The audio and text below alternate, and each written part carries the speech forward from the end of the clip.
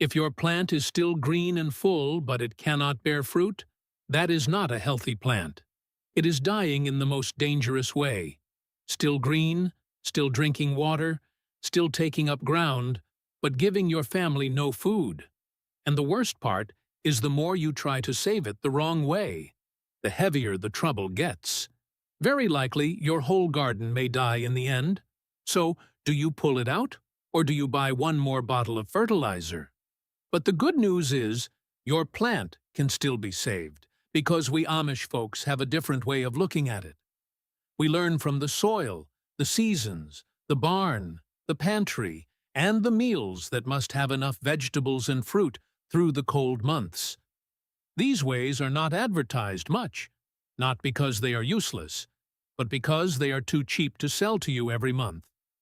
Today, I will show you one simple bucket of water, 4 easy-to-find ingredients, and the right way to use it to help plants bear fruit all year round. Just 1 spoon at a price far too cheap compared with a bag of fertilizer. But do not just hear the ingredients and leave. By the end of this video, you will know what to mix, where to water, which plants to avoid, and how to watch them for 30 days to know whether the plant can still be saved or not. Let us begin with what is truly happening inside a plant that is green and full, but refuses to bear fruit. Because once you see it, you will not look at the garden the old way anymore. A plant with many leaves is not always healthy in the way you need. It may be strong in the stem, in the leaves, in the green color on the outside, but weak in the part that holds flowers and feeds fruit. Leaves are not the enemy. Leaves are how the plant catches sunlight and makes strength. But when the right season comes, the plant must use that strength for another work, to flower, hold the flowers, set fruit, and then grow that fruit. A plant that wants to bear fruit needs many things working together. It must be old enough. It needs enough sun, because no kind of fertilizer can take the place of the sun. It needs steady water, not bone-dry today and soaked tomorrow. Its flowers need a chance to be pollinated. And under all of that, the roots must find the right food in the soil at the right time, when the plant turns from feeding leaves to feeding fruit.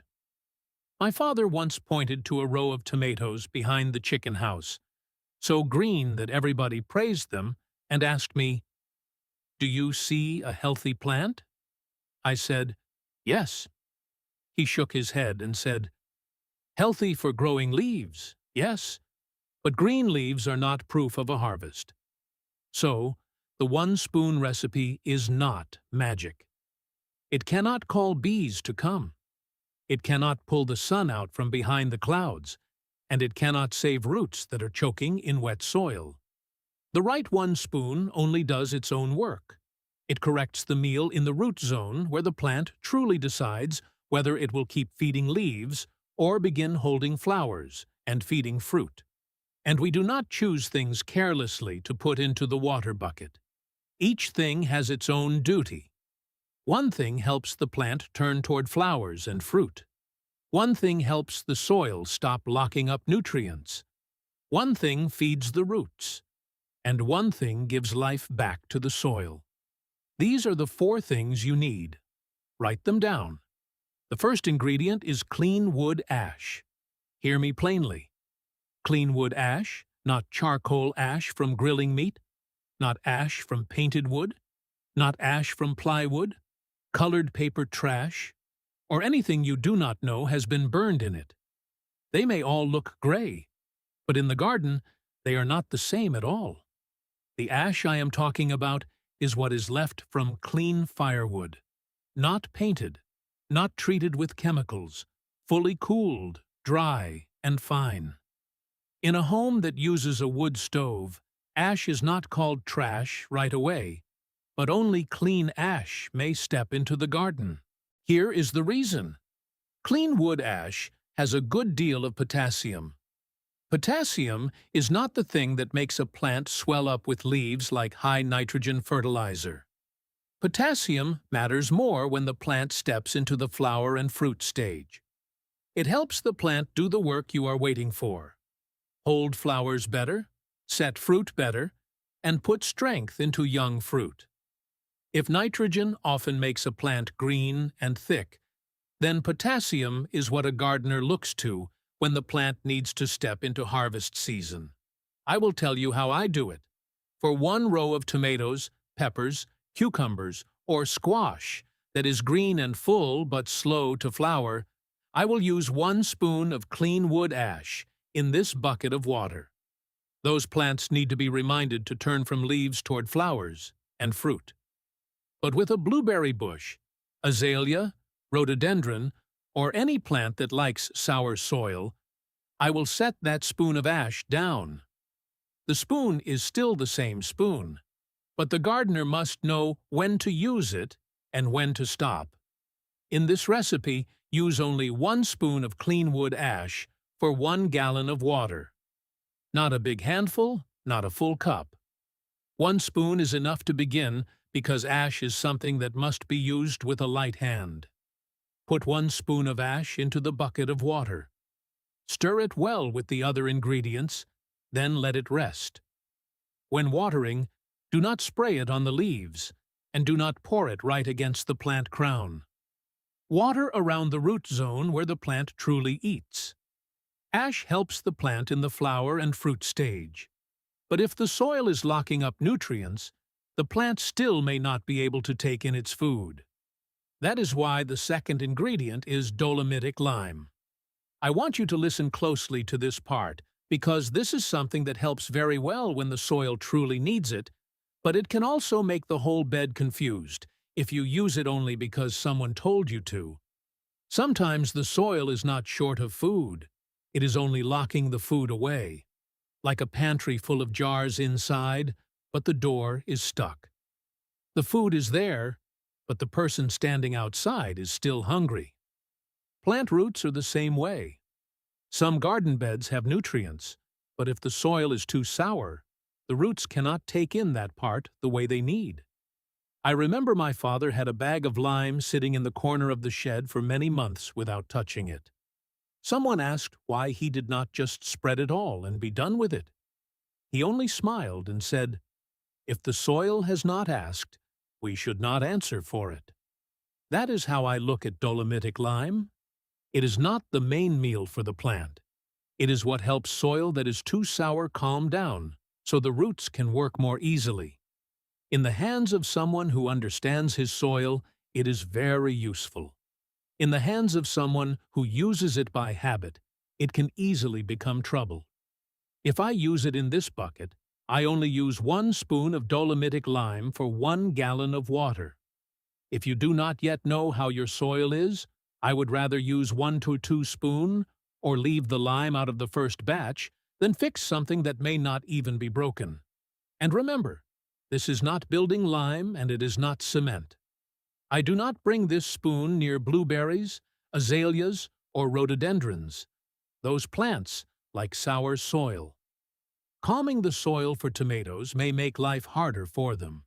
It does not dissolve nicely like sugar, so stir it well in the bucket.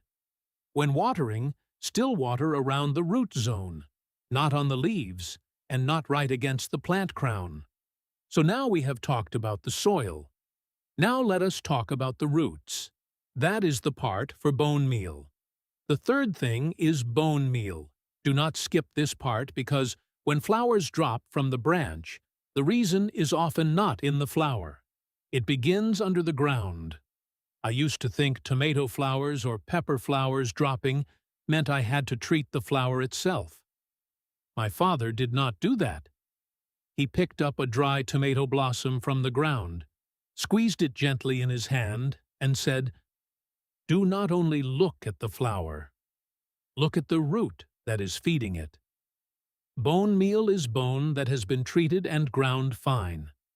It is not something that makes a plant jump up overnight. It works slowly like food that the soil gives back little by little. Bone meal has phosphorus and calcium. Phosphorus helps roots work better. especially when the plant enters the flower and fruit stage.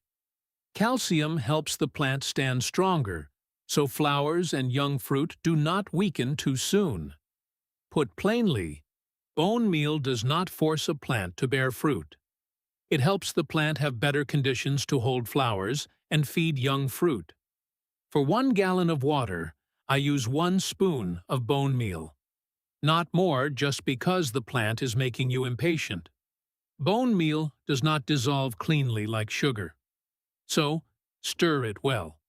If you see sediment at the bottom of the bucket, stir again before watering. I use it for plants that are old enough to flower and feed fruit.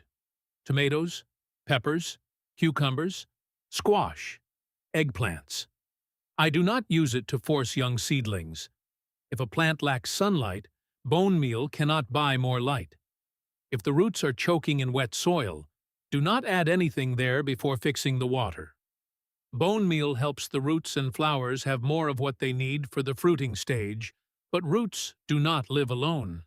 They live in soil. If the soil around the roots is tired, poor, or short of organic matter, 1 spoon of bone meal alone is not enough. The last ingredient is what makes this recipe a true meal for the soil.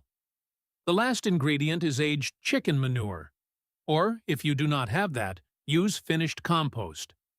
This is what turns this bucket of water from a few spoons of minerals into a real meal for the soil. But hear me plainly. I said aged chicken manure, not fresh chicken manure. I have seen new gardeners take fresh chicken manure from the coop, scatter it straight around the base of tomato plants, and think stronger means better. My father saw that and shook his head right away. He said, if manure is still hot, do not call it food. To young roots, it is more like fire. Aged chicken manure is manure that has been composted long enough.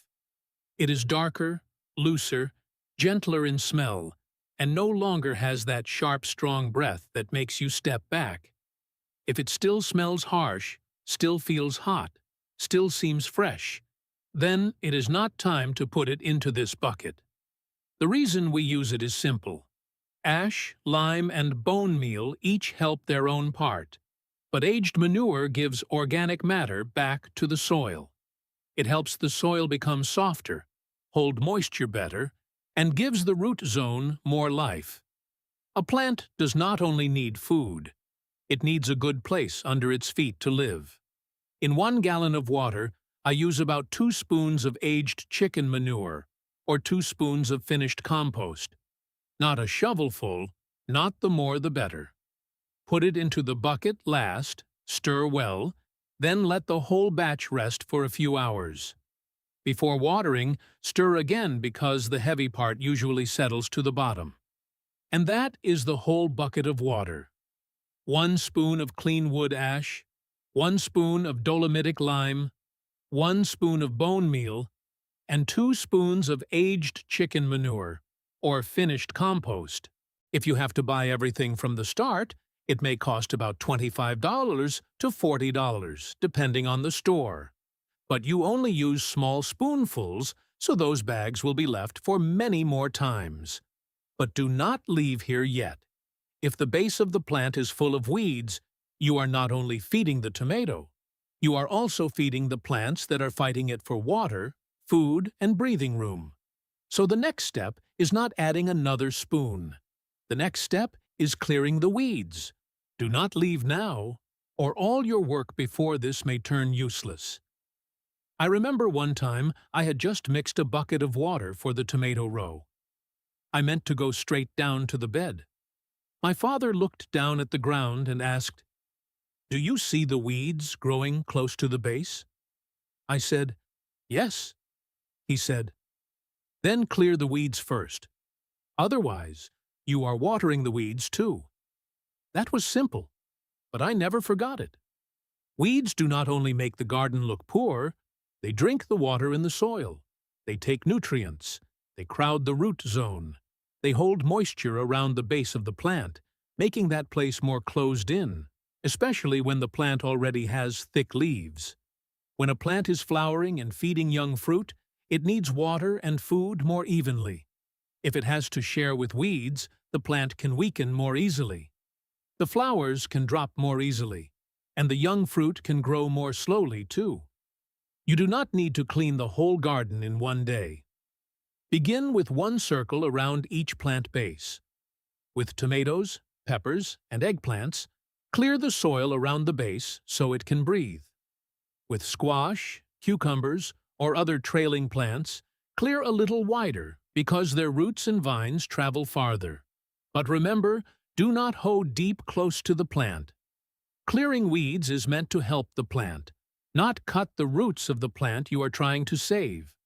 The easiest way is to pull weeds after rain or after you water lightly so the soil softens. Hold close to the base of the weed, pull slowly, and try to get the root, too.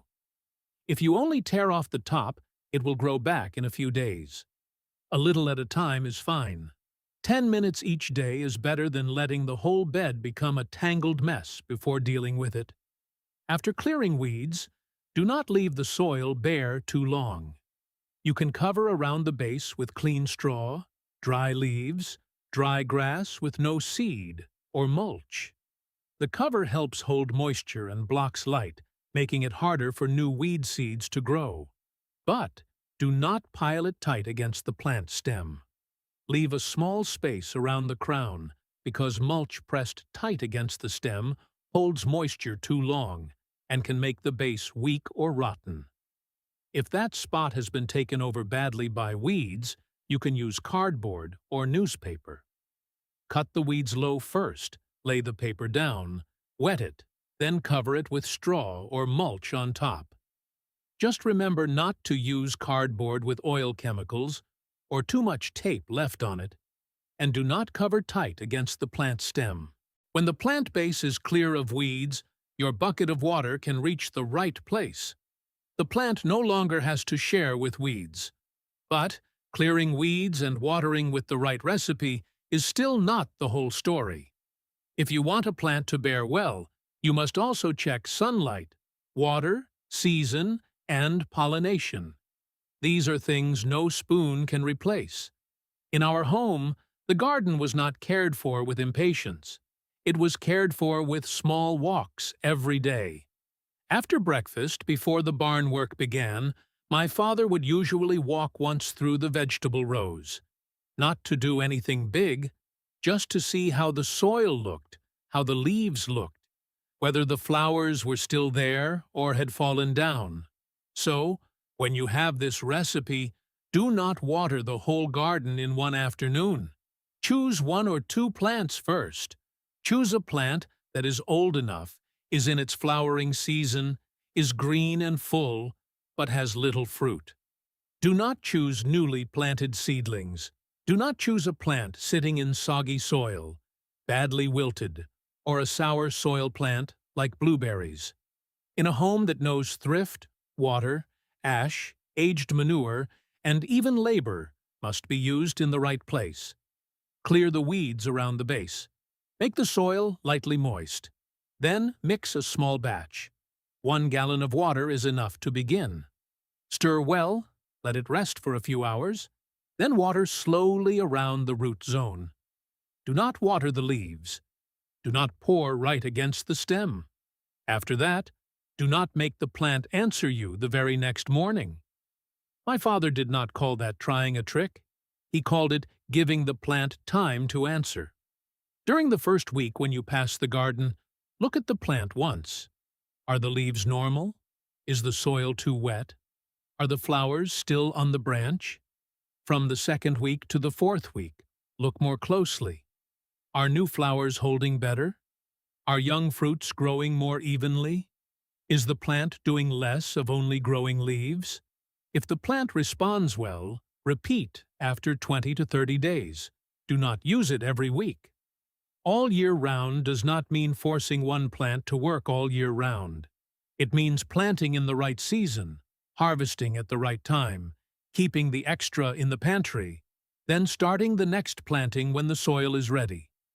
If you remember one thing today, remember this. A fruiting plant does not only need to be fed, It needs a clean root zone, soil that can hold its strength, and a gardener patient enough to observe it. Tell me in the comments which plant in your garden is green and full, but has little fruit. Tomatoes, peppers, cucumbers, squash, or a fruit tree in a pot. Does it flower and then drop, or does it not flower from the start? And what growing region are you in? If your grandmother once had a way of using stove ash, if your father once had a way of composting manure, if your family has an old tip for holding flowers and feeding fruit, I truly want to hear it. I read every comment. Many of the best lessons are not in gardening books. They are in the little stories you leave under the video.